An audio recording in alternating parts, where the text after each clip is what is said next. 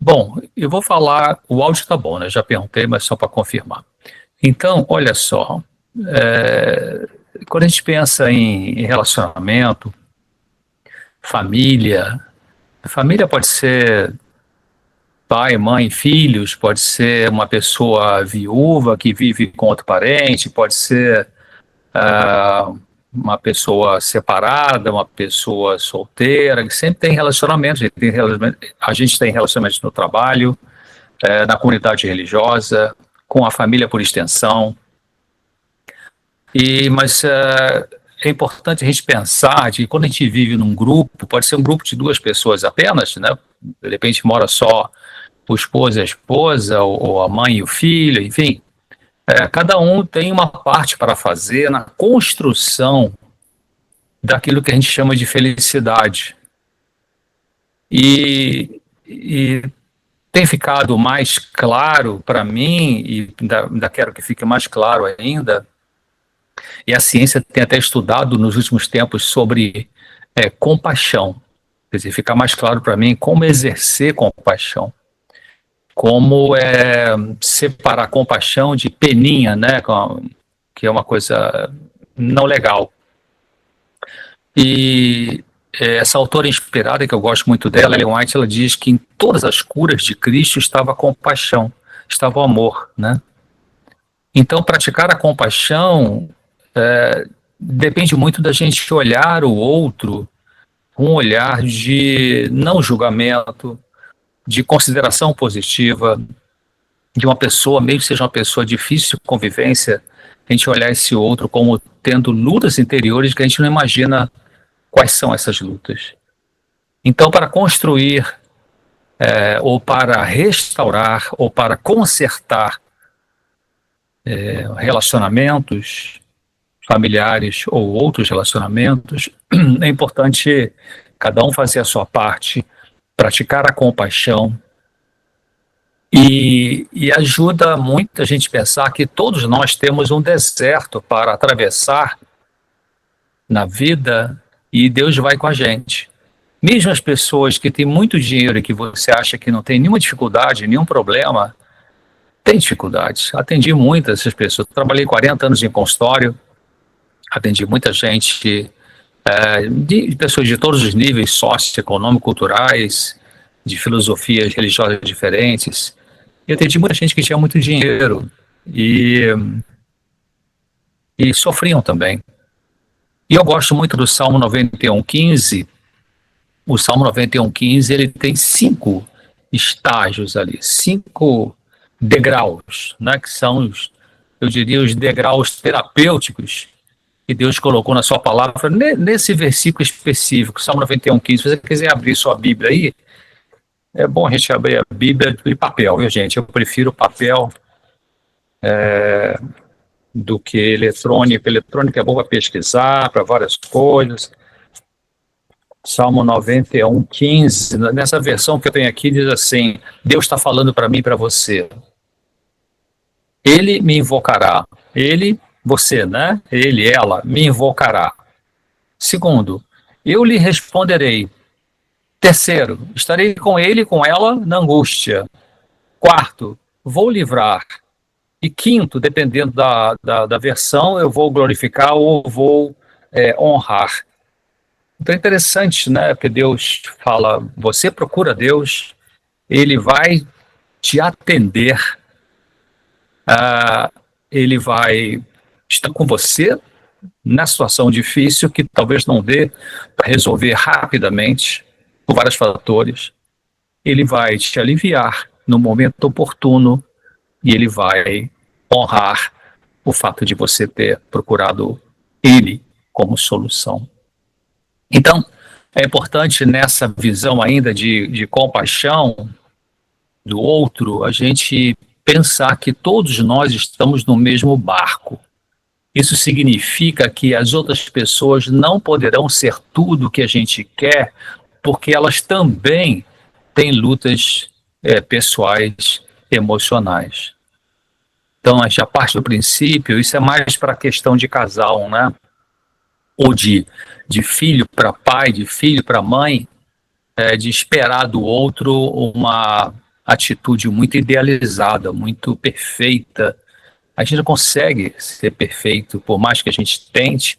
Perfeição é um processo, né? Só vai ser completado quando tiver a nova terra, em que Jesus vai fazer nova todas as coisas, e o corruptível se revestir da incorruptibilidade, e o mortal da imortalidade, aí sim. Então, é importante a gente pensar também nesse contexto de felicidade na família ou da família. Emoções boas e desagradáveis, elas vão e voltam. A gente não consegue ter só emoção agradável 24 horas por dia, 7 dias por semana, 30 dias por mês, 365 dias por ano. A gente não consegue isso aí. Tem horas que tem uma tristeza, tem horas que tem uma angústia, tem horas que tem uma insegurança. Então, emoções boas e desagradáveis, agradáveis e desagradáveis, elas oscilam. A pessoa saudável mentalmente falando não é aquela que nunca tem tristeza, nunca tem angústia, nunca tem medo. É aquela que, quando tem uma emoção desse tipo que eu falei, não se desespera, não faz besteira. Se a gente pensar agora, então, em termos de família que tem filhos, eu vi que tem umas crianças que apareceram aí nas telas. Então, será que nossos filhos são realmente terríveis? Será que as crianças tem família que a mãe está nervosa com a criança, de repente a criança é meio hiperativa mesmo, ou enfim, meio hiperalta, e algumas mães, alguns pais também, não aguenta essa criança, ai meu Deus, o que eu faço? Vou mandar para o internato, sei lá para onde, né? E apesar do fato de que algumas crianças são mais exigentes em termos de cuidado para com ela, as crianças também sofrem emocionalmente. E elas precisam e elas têm o direito de expressar medo, dúvidas, ansiedade, insegurança, porque muitas vezes pode acontecer da criança querer expressar um tipo de emoção, por exemplo, uma zanga, né? Chega da escola em casa, mãe, porque lá na escola aconteceu, eu não quero mais voltar lá, porque riram da minha cara, eu fiquei com vergonha e tal. E às vezes a mãe ou o pai, bem intencionados, pode dizer, para com isso, que besteira, a escola é boa, não sei o quê, você tá... E não deixa a criança falar, ou então, vamos parar com isso, para com essa conversa, você tem que ir na escola mesmo. Mas a criança apenas começou a falar. Então deixa a criança falar, porque ela precisa desabafar. Ela precisa ter esse espaço de acolhimento, deixe fazer perguntas, né? E quanto menor for a criança, responda com mais praticidade, né? Mais no ponto ali. Não precisa dar grandes explicações, porque as crianças pequenas também não vão elaborar muitos pensamentos, evidentemente. Mas é importante isso, você dar o espaço da sua criança falar do que ela sente, deixar fazer perguntas, responder com cautela, com verdade, com carinho, sem grosseria, sem impaciência e com limites também, claro. Né? O limite faz parte do amor. Né? Hoje em dia, os erros mais comuns que os pais cometem é no sentido da codescendência, da permissividade, da superproteção. As crianças cresceram muito nas famílias, os pais encolheram, parece que quem manda são as crianças. Isso é mais típico da gente ver nas famílias chamadas pós-modernas, né? Então é importante isso. As crianças têm lutas, e tem um texto de Ellen White, depois se você quiser pesquisar, está no livro Orientação da Criança, página 128. Orientação da Criança 128, ela fala assim: as crianças têm provações tão difíceis de suportar, tão penosas em sua natureza, como as pessoas de mais idade. E ela termina esse texto dizendo assim: os próprios pais não sentem sempre da mesma maneira. Ou seja, ela está dizendo que nós que somos adultos, como eu falei antes, né, não estamos alegres o tempo todo. Tem dia que está mais irritado, bateram no seu carro, o salário atrasou, sei lá, enfim, te roubaram o celular na rua. e se está com a emoção mais difícil aquele dia. Então, as crianças têm provação. Essa questão, esse pensamento que alguns adultos têm de que as criança não esquenta a cabeça com nada, a criança quer só brincar e tal, e não sente tristeza, angústia. Sente sim. A gente não vê uma criança de 4, 5, 6 anos falando assim, mãe, estou com uma angústia, né? Porque ela não sabe o que é isso, mas ela sente. Como é que a criança manifesta o sofrimento emocional? Pelo comportamento, né? Vai voltar a fazer xixi na cama quando já conseguia controlar, vai talvez ficar hiperativa, ou vai ficar super obediente. Cuidado com as crianças super obedientes, que geralmente são muito aplaudidas, elas podem estar anulando elas mesmas, de uma maneira ruim para elas. Então temos que ajudar essas crianças que são muito perfeccionistas, né, para que elas possam relaxar um pouco, possam falar um pouco, possam reivindicar algumas coisas que elas precisam e que não fazem isso, talvez por uma sensibilidade, talvez por uma tendência inconsciente de querer agradar demais e acaba se anulando. Então, Ellen White fala isso, as crianças têm provações tão difíceis de suportar como as pessoas de mais idade. A gente vai lá no livro de Efésios, na carta de Paulo aos Efésios, você pode abrir sua Bíblia aí, por favor. Efésios capítulo 6. Efésios capítulo 6, versículos de 1 a 4. Efésios 6, de 1 a 4. Ali está dizendo assim: vós, filhos, sejam obedientes a vossos pais no Senhor, porque isso é justo. Honra teu pai e tua mãe, que é o primeiro mandamento com promessa. E versículo 3, para que te vá bem e vivas muito tempo sobre a terra. E quarto, e vocês, pais, não provoquem a ira os seus filhos, mas criai-os na doutrina e na administração do Senhor. Interessante, né? Então, um recado para o pai e recado para o filho. Você, filho, que está escutando aí o que eu estou falando, honra teu pai, honra tua mãe. Ah, doutor César, mas meu pai é alcoólatra, bebe demais, chega em casa, quebra tudo. Tá, você pode não conseguir amar, mas você pode conseguir honrar, significa respeitar. Também se proteger, né, as outras famílias. Eu usei um exemplo de violência, né, mas às vezes não é tanta violência assim, mas há um desrespeito do pai ou da mãe para com a criança, que fica xingando a criança, berrando com a criança, e aí isso faz a criança sofrer. Mas assim que ela conseguir pensar, ela pode aprender a honrar esse pai, respeitar, embora não consiga ter grandes amores por esse pai, por essa mãe, porque são pessoas difíceis de serem amadas, né? Mas honrar é uma forma de amar. Colossenses, aí um pouquinho para a direita, você estava em Efésios, vamos lá em Colossenses 3, 21. Carta de Paulo aos Colossenses, capítulo 3, e o versículo 21, que é muito interessante, fala assim: vocês, pais, não irritem a seus filhos para que não percam o ânimo. Olha que interessante, né? Você sabe que no núcleo do pensamento depressivo, uma pessoa que está com depressão, depressão clínica, não é uma tristezinha que vez ou outra a gente tem normal, ela está com depressão, no núcleo do pensamento da pessoa deprimida existe a desesperança. Então aqui Deus está recomendando através de Paulo para não irritar as suas crianças, para que elas não percam a esperança, para que elas não percam o ânimo de viver, né? Muitas crianças que viveram ou vivem em lares abusivos, abusivo pode ser verbal, pai e mãe xingam, gritam com essas crianças, ou pode ser abuso físico, espancam essas crianças, pode ser abuso sexual, pode ser abuso moral, pode ser abuso espiritual até. Abuso espiritual, por exemplo, quando você é uma mãe, um pai nervoso que grita com seu filho e você fala, e Deus realmente vai mandar castigar você e tal, vai te mandar para o inferno, etc. Isso é um abuso espiritual, está usando o nome de Deus em vão e com mentira. Então, é importante isso, né? A gente entender que as crianças têm necessidade de falar do que sente, a gente precisa acolher, ajudar também na colocação de limites para essas crianças.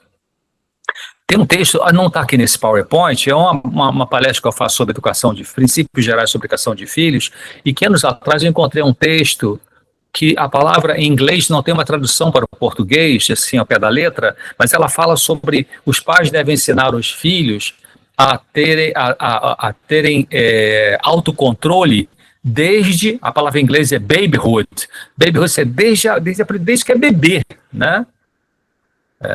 Então, se a criança, por exemplo, você tem um filhinho que é um bebê, está com 8 meses, está no leito, na caminha, e já trocou a fralda, está com fralda, roupa sequinha, já mamou, então está com a barriguinha cheia, não tem mosquito perturbando, não está muito frio, não está muito calor, enfim, a criança começa a chorar, não tem febre, não tem uma doença, a criança é saudável, teve o pediatra semana passada, está tudo certo, então deixa chorar um pouquinho.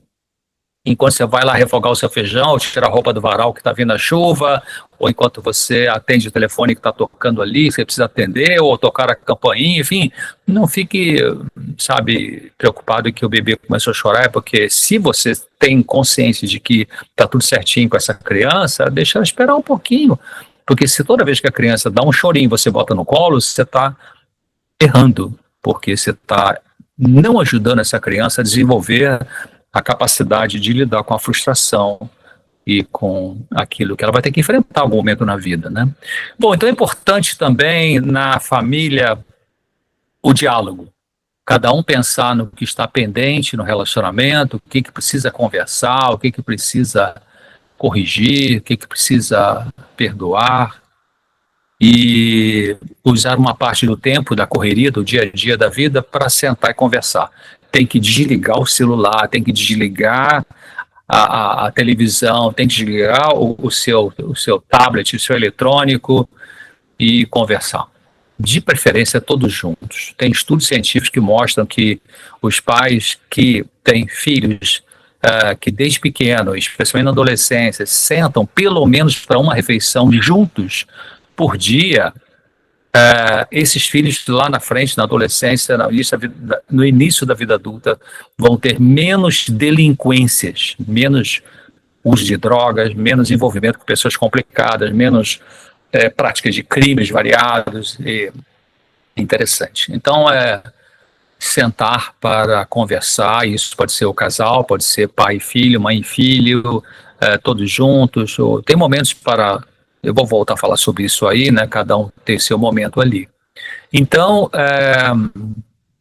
sobre a questão de crítica, isso é bem comum, né, na vida familiar, e temos que evitar a atitude crítica. Evitar crítica previne estresse, evita tristeza, evita que surja irritação também. Em vez de crítica, a gente pode aprender a apreciar, a valorizar, a elogiar o outro, porque isso produz um clima calmo, né? Pode ser coisa simples, né? Então você pode parar de criticar seu marido porque ele não arruma a louça como você arruma do jeito dele. Ou você pode parar de criticar sua esposa porque ela não cozinha tão bem como sua mãe, mas sua mãe gostava de cozinhar, de repente suas coisas cozinham por necessidade e não é o talento dela. O talento dela é outra coisa, né? Cuidar de filho, arrumar a casa, enfim. Então, é importante a gente tentar agradecer por alguma coisa, dar uma olhada assim ao longo do dia, no final do dia ali você viu uma coisa que você gostou no teu companheiro, na tua companheira, no teu filho, no teu pai, na tua mãe, então você agradeça, né? Olha, legal que você fez isso, gostei, muito obrigado. Então agradeça seu marido porque ele fez algo que talvez nunca fazia assim em casa, de repente ele passou a fazer para te ajudar, né? Agradeça e você, marido, agradeça a sua esposa porque pelo trabalho dela com as crianças, com o lar, que é um trabalho difícil, né? E antes de dormir, você pode dizer para o seu cônjuge 1, 2 ou 3 coisas que você apreciou nele ou nela naquele dia. Pode ser coisa simples, né? É muito difícil conviver junto e em paz sendo críticos, pessoas críticas, né? A crítica afasta as pessoas. E se você tem alguma queixa, existe uma forma diferente de você fazer uma queixa sem ser atacando a pessoa. Você ataca o que a pessoa fez, mas não a pessoa. Então é importante ser gentil um com o outro. Lá no livro de Provérbios, que abre a sua Bíblia em Salmo, Provérbios, tem uma passagem interessante que Deus deu para o rei Salomão, que está registrado no livro de Provérbios, Salmo, Provérbios, capítulo 15, Provérbios 15, o versículo 1. A resposta branda desvia o furor, mas a palavra dura suscita a ira, ou desperta a ira. A resposta branda desvia o furor, mas a palavra dura suscita a ira. De repente, alguém na sua família fala de uma forma meio dura com você. Se você responder no mesmo nível, a escada rolante não vai parar. A escada rolante do ódio, da mágoa, da tristeza, da irritação. Um ataque, outro ataque, um ataque, outro ataque. A pergunta é quando é que um vai parar essa escada rolante e não usar da mesma moeda. Porque se a pessoa está nervosa e fala de uma forma agressiva e você responde no mesmo nível, não tem como ter calma, né? Não tem como ter paz nesse momento. Então é melhor, às vezes o silêncio é ouro, né? Tem até um pensamento que diz assim, às vezes ficar calado é um grande ganho. E lá em Eclesiastes também, a palavra de Deus diz que tem hora de falar e tem hora de calar.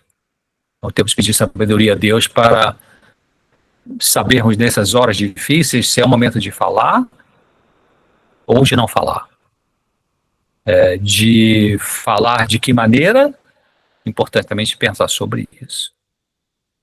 Bom, é interessante também nas famílias a gente ser mais curioso do que furiosa.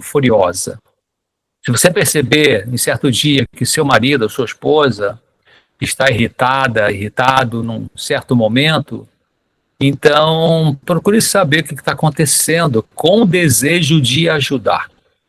Você pode chegar e falar assim, nossa, eu percebi que você está irritada hoje, tem alguma coisa que eu possa te ajudar? Você está tarefada?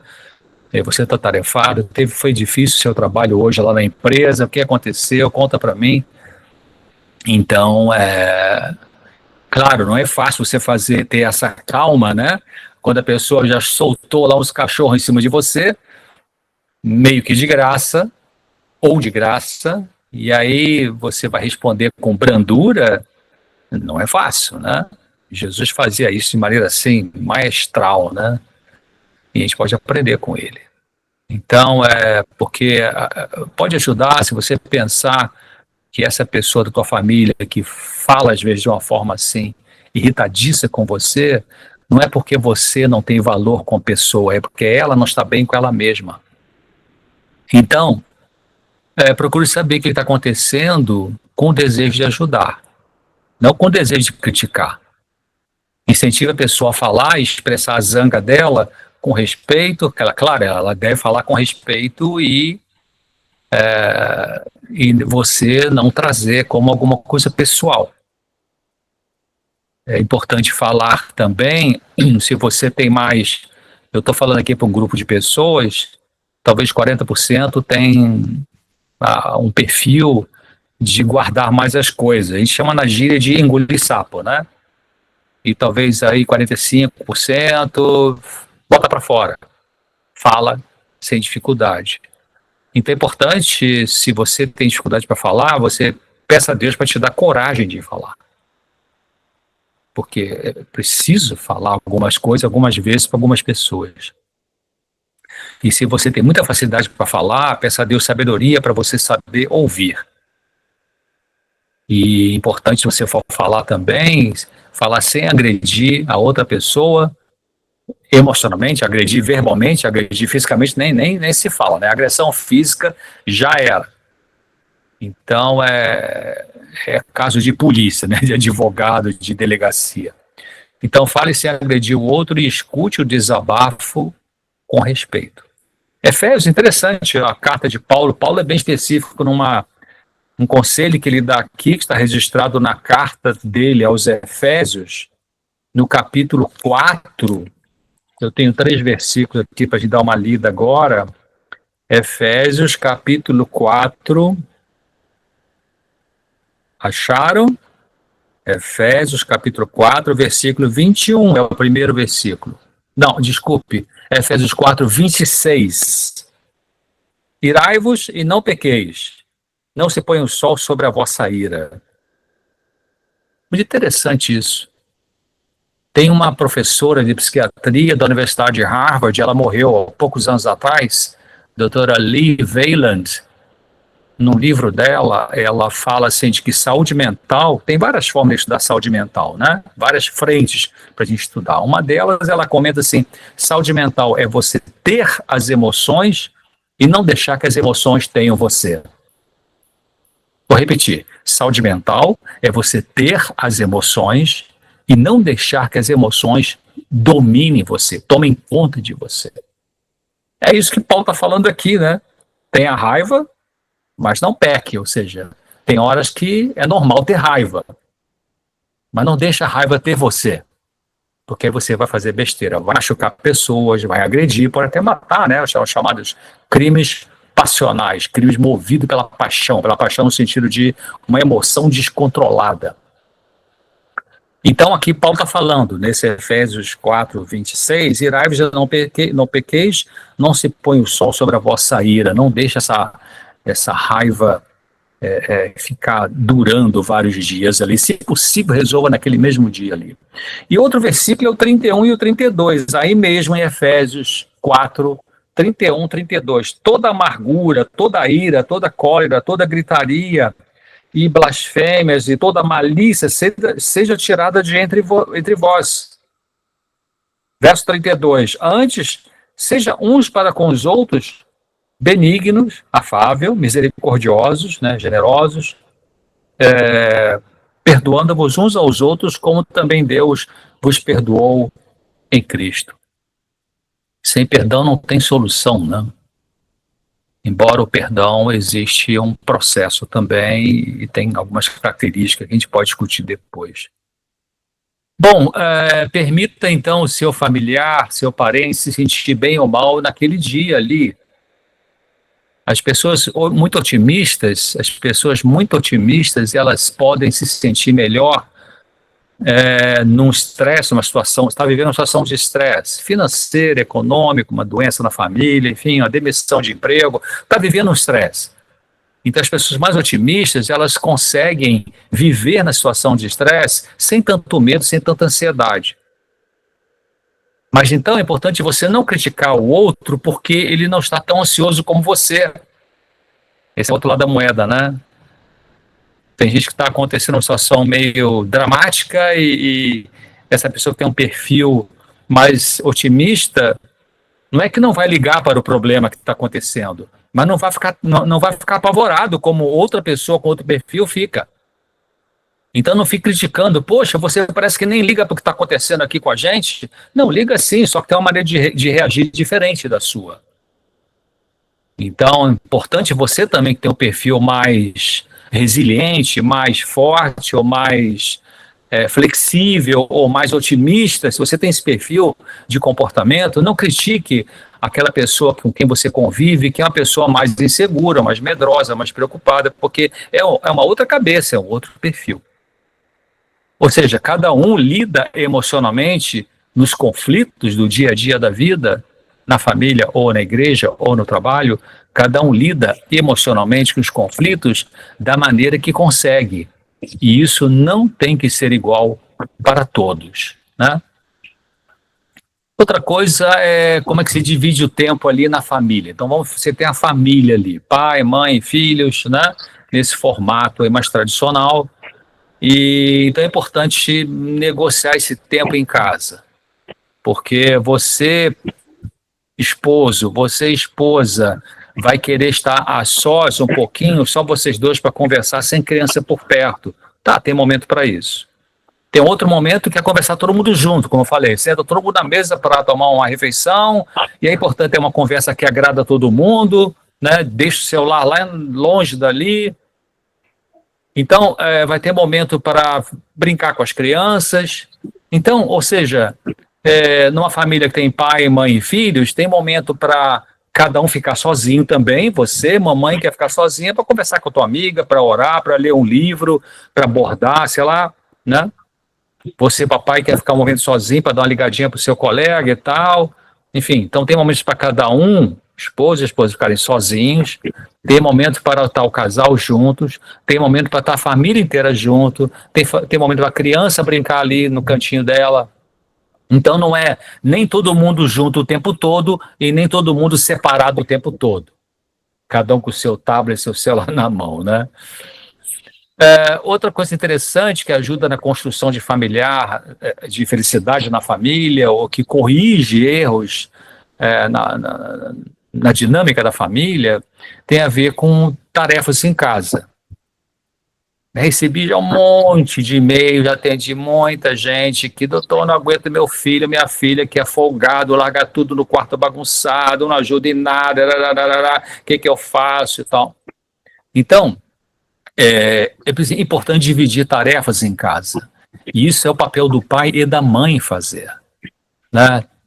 Crianças pequenas, claro, não vão assumir coisas difíceis, mas dependendo da idade, pode cooperar com pequenas tarefinhas. Por exemplo, meu neto mais novo, hoje está com 7 anos, filho da minha filha, mas ele quando tinha 3, 4 aninhos, a minha filha tem uma máquina de lavar roupa e do lado tem a máquina de secar. A máquina de secar é aquela que tem uma tampa redonda, assim, que você abre a tampa, né, na altura de uma criança. Então, o que minha filha fazia? Chamava o menorzinho, vem cá, ajuda a mamãe. Aí tirava a roupa que tinha lavado na máquina, que é a tampa de em cima, que ficava alto, para ele tirava e toma, bota aqui dentro da secadora para a mamãe. Tarefinha pequena que ele podia fazer para ajudar. Então, dividir tarefas em casa. É mais difícil fazer isso se existe superproteção, né? Então, se você vem super protegendo sua criança desde que ela é pequenininha, tudo dá na mão beijada, tudo tá ali como se fosse um mordomo dessas crianças, vai ser difícil na adolescência esse adolescente levantar do sofá para pegar o copo d'água. Mãe, traz água para mim. Mãe, faz a pipoca para mim. Mãe, cadê minha toalha de banho? Mãe, cadê...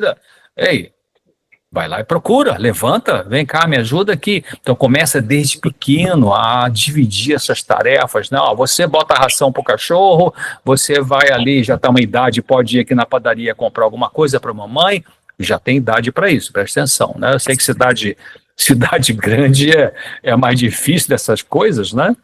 Mas a mensagem é dividir tarefas em casa. Você, esposo, chegou cansado do trabalho. Tá, você chegou cansado do trabalho. A tua esposa também está cansada. Talvez ela quer trabalhar fora, então chega em casa, tem quem vai fazer o jantar, quem vai trocar a fralda da criança pequena, quem vai dar banho nas crianças, quem vai preparar o jantarzinho ali, enfim, alguém tem que fazer, né? Então, você chegou cansado do trabalho, sua esposa também trabalhou fora e chegou cansada, os dois têm que ajudar, né? Ou mesmo que ela ficou em casa e ficar em casa cuidando de criança pequena não é fácil, dá uma canseira também, né? Então, em vez de você sentar lá no sofá, que eu trabalhei muito, tô cansado, querido, quando o jantar estiver pronto, me avisa. Ei, alô, desliga o celular e vai lá e descasca a batata para ela, fazer uma sopinha de batata, vai lá, enquanto você prepara o jantar, eu dou banho nas crianças, ajuda, né? Então, isso alivia o fardo de todo mundo. É verdade, outro dia eu falava com a minha filha sobre isso, né? De que às vezes a gente quer fazer alguma coisa na cozinha ali e chamar uma criança para ajudar meio que atrapalha, né? Porque você faz rápido, você não precisa ficar com medo de cortar o dedo com a faca ali quando vai descascar uma fruta, coisa assim. Mas chama a criança numa coisa que não é mais emergente ali, não é uma coisa, né? Em vez de você pedir uma criança para fazer uma coisa que ela vai fazer, vai demorar muito e vai atrasar, né, vamos dizer assim, a refeição, você dá uma tarefinha para ela que seja mais fácil. Tipo, você descasca a batata e pede ela para jogar as cascas no lixo. Pronto, já é uma tarefa que você dividiu e que é mais fácil para a criança fazer. Outra coisa interessante da gente pensar, surgiu uma situação na família que gerou uma tensão, né, mexeu com a emoção, respire fundo, conte até 50, não só até 10, né? Ou toma um banho, toma uma chuveirada, né? Uma ducha, deixa o sangue esfriar, pense e depois você vai conversar. Porque as pessoas mais impulsivas mesmo estando com razão em função do que aconteceu. A impulsividade pode levar a usar uma palavra que vai machucar e é difícil tirar aquela palavra depois. Ou pode fazer outra besteira, né? Dar um tapa inconveniente numa criança. Então, respire fundo. Deixe passar pelo menos uma meia hora para você ter tempo de refletir, de acalmar suas emoções, para depois você falar com serenidade.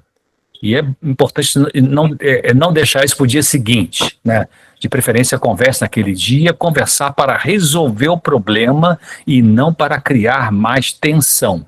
Preste atenção nisso que eu vou repetir. Você dê um tempo para baixar o sangue, né? Como se diz, e aí você conversa para resolver o problema e não para criar mais tensão. Porque tem gente que eu chamo de pessoas bélicas. O que é pessoa bélica? É a pessoa que gosta de guerra, né? Que gosta de brigar. Tem gente que chegou 10h30 da noite e fala, cara, briguei com ninguém hoje, será que dá tempo de brigar com alguém ainda, né? Tem gente assim, e eu digo na igreja mesmo, infelizmente, né? Ainda estão meio longe de aprender com a mansidão de Jesus Cristo. Briga na comissão, briga na obra tem isso, qualquer lugar tem isso, né? Então, evite deixar isso para o dia seguinte, como eu falei, seja honesto e pense, será que o erro está em mim ou está no outro? Será que é culpa minha ou é culpa do outro ou é de todos nós? Como é que eu posso falar sobre esse assunto de uma maneira respeitosa? Você tem que dar esse tempo. Se você tem um perfil impulsivo, o que é a pessoa impulsiva? A pessoa impulsiva é aquela que pensa depois que fez. E às vezes fez uma besteira e fala, cara, por que eu fiz isso, né? Então tem que começar a tentar pensar antes de fazer. Então você vai pensar nessas coisas, né? Eu estou errando?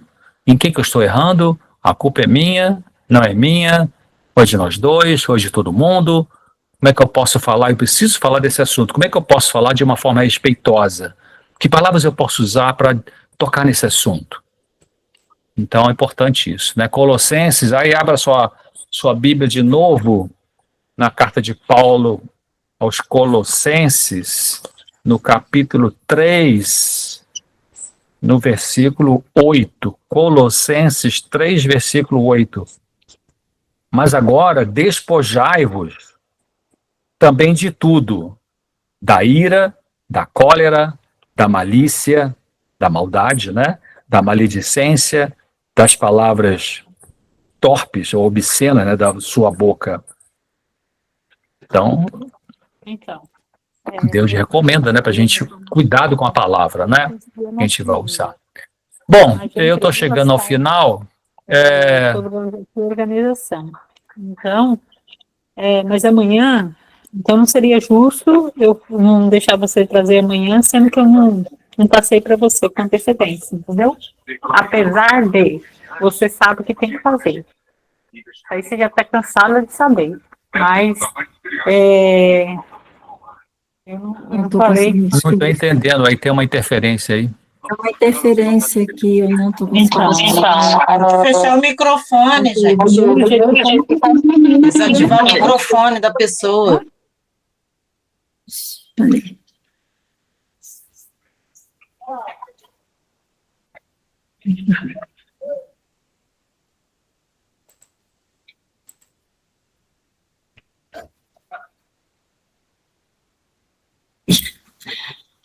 Doutor, está sem áudio seu. Só um minutinho. Coloca aí, por favor.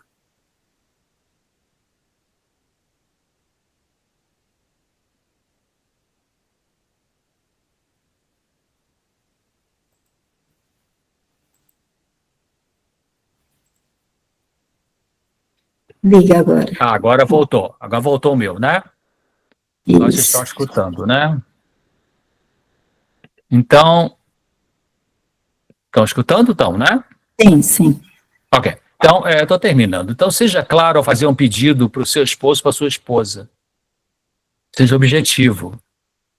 Algumas pessoas têm dificuldade de pedir ajuda e, por isso, se sobrecarregam de tarefas. Toda família tem isso, né? Quando estuda.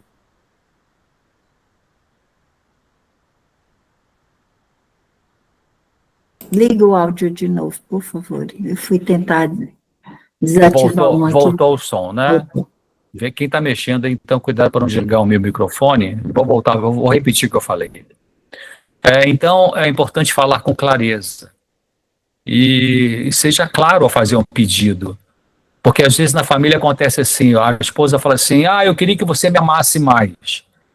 Quando o marido escuta isso, o marido pode falar, eu queria que você fosse mais amável comigo. Como assim mais amável?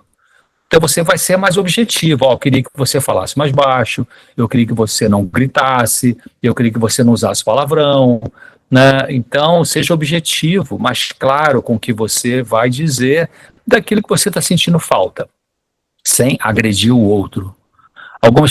Outra coisa é que algumas pessoas têm dificuldade de pedir ajuda e por isso se sobrecarregam de tarefas. Toda família tem esse perfil, né? É aquela pessoa que, sabe, né? Na família acontece assim, todo mundo já sabe, tem um problema, fala com fulano que resolve. Precisa de um acompanhante para alguém que está no hospital, fala com fulano que resolve. Eu tenho que ir lá no INSS, estou com medo de ir sozinho. Fala com fulano que vai com você. Eu estou com a perda financeira aqui, preciso de um dinheirinho aí. Fala com fulano. É sempre mesmo fulano. Toda família tem esse fulano, né? Ou fulana, que é aquela pessoa que carrega 10 pianos nas costas e todo mundo joga em cima dessa pessoa um monte de coisas e ela acaba assumindo quando não deveria assumir tudo.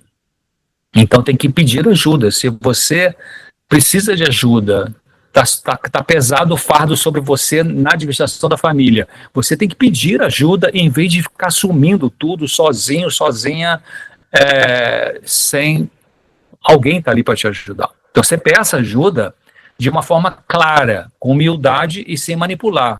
Como assim de forma clara? Olha, você pode falar para o teu marido, quando você voltar do trabalho, passa na padaria, traz um pão para a gente, por favor. Em vez de você sair correndo 5 e pouco da tarde, que ele chega às 6, vai na padaria e tal, e tem que levar a criança pequena, bota no becinho. Não, peraí, pede uma ajuda, né? Então, isso vai fazer com que o outro se mova para poder trazer um alívio ali. É importante você pensar que, às vezes, na família, onde existe uma boa afetividade, existe um amor de um pelo outro, mas tem algum membro da família que pode não perceber que você está com uma carga pesada de tarefas. Você pode pensar assim, mas como assim, doutor César? Ele não está vendo que eu estou sozinho ali, tem que dar banho às crianças, fazer compra de mercado, lavar, arrumar a casa, arranjar, passar roupa e tal. Como? Levar na escola, busca na escola. A pessoa pode ser meio desligada. Ela pode gostar de você, pode amar a família, mas ela pode ser mais acomodada, né? Conheço um casal que o marido já falou, olha, eu não tenho muito esse perfil de ajudar, mas quando você precisar de alguma coisa, você me fala. Ele até foi legal com a esposa, você me fala. E então, algumas pessoas têm esse perfil, né? Não conseguem perceber muito, não tem esse desconfiômetro ligado, né? Funcionando. Então, não percebe que o outro está com super tarefa, então tem que você pedir. Bom, eu vou terminando com alguns textos de Ellen White. Tem um aqui que está muito lindo, que ela fala assim, aqueles que têm o Espírito de Cristo verão todas as pessoas pelos olhos da compaixão divina. Aqueles que têm o Espírito de Cristo verão todas as pessoas pelos olhos da compaixão divina. Aqui um texto sobre Jesus. Eu tenho 4 textos aqui. Ninguém na terra, desejado todas as nações, página 67. Ninguém na terra compreendera Jesus, o compreendera, e ainda em seu ministério, Jesus devia andar sozinho. Durante a sua existência, nem a mãe e nem os irmãos de Jesus, né, lhe tinham compreendido a missão. Os próprios discípulos não o entendiam. Habitara na eterna luz, sendo um com Deus, mas sua vida na terra devia ser vivida em solidão. Olha que interessante, já pensou que Jesus tinha uma solidão ao viver aqui? Está em Desejado, página 67. Também no Desejado Nações, página 395, está escrito assim, a solidão de Cristo separado das cortes celestiais, vivendo a vida da humanidade, nunca a compreenderam nem apreciaram devidamente os discípulos. Jesus foi muitas vezes magoado porque não lhe dispensavam aquilo que deles deveria ter recebido. Olha que interessante, né? Um penúltimo texto está a Minha Consagração Hoje, página 156. Minha Consagração Hoje, página 156. A estrada da verdadeira felicidade continua sendo a mesma em todas as épocas. O paciente prosseguimento em fazer o bem levará à honra, à felicidade e à vida eterna. Então, chegou em casa, pense assim, o que eu posso fazer de bom para essas pessoas com quem eu vivo aqui? Pedir ajuda, compartilhando, né? O que eu posso fazer de bom? E o último texto que eu tenho para deixar com vocês é Minha Consagração Hoje também. Minha Consagração Hoje, página 155. O Salvador viveu não para agradar a si próprio.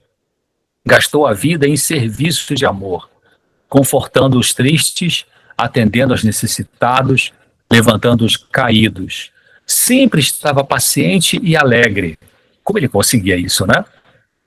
Eu não consigo isso. Como é que ele conseguia isso? Sempre estava paciente e alegre, e os sofredores o saudavam como a um mensageiro de vida, paz e saúde. Unicamente, termina a autora dizendo, unicamente seguindo o exemplo de Cristo, podemos encontrar a felicidade verdadeira. Como assim? Viver não para agradar a si mesmo, atender necessitados. Coisa linda, né? Muito bem, queridos, muito obrigado pela paciência em me ouvir. Se tiver alguma pergunta, estou disposto aqui a responder para vocês até 00:30, tá bom?